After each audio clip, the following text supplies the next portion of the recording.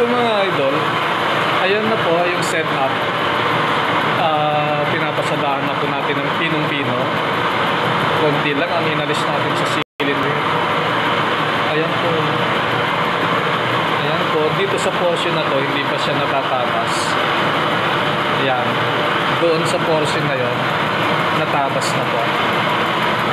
Ayan. So, ganyan lang po mga idol. Isesentro lang ng mabuti ang level ng cylinder head, ay mapapakainan na natin ng pinong-pino ang ibabaw ng cylinder head. Kung ano yung kain sa isang gilid, ganun din ang kain sa kabilang gilid. Dahil level ang cylinder head. Na-level natin ng mabuti ang cylinder head, kaya kunting-kunti lang ang aalisin natin sa ibabaw. Hilamos lang talaga.